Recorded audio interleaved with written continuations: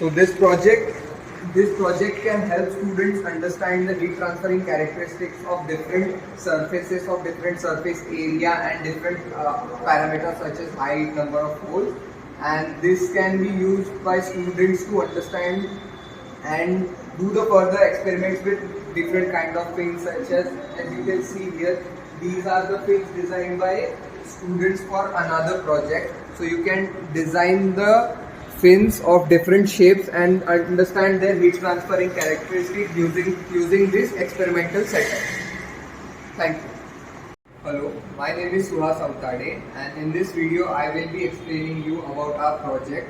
Our project title is Experimental Analysis of Heat Transferring Characteristics of Aerofoil Shaped Fin Fins using Python.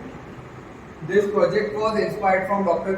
Kavita Dhanavde's PhD research work and was done under her guidance. This project received the project research grant of ASHRAE of $3,485 US. I will quickly explain you through the project setup. So these two are the controllers used to control the parameters in this experimental setup. From this controller you can control the fan speed. Through this you can control the power input to the fan motor, and here this is the energy meter to calculate the energy consumed by this fan. Through this control panel you can control various parameters.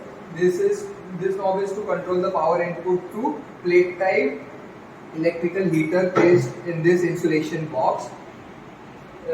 These are the energy meters to calculate the energy consumed by this heater.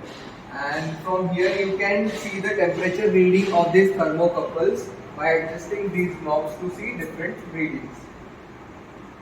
So these are the aerofoil shaped fin fins that we have designed in SolidWorks and manufactured them through VNC machining. So we designed in total of 12 fins varying in different parameters such as height, number of holes and diameter of the holes.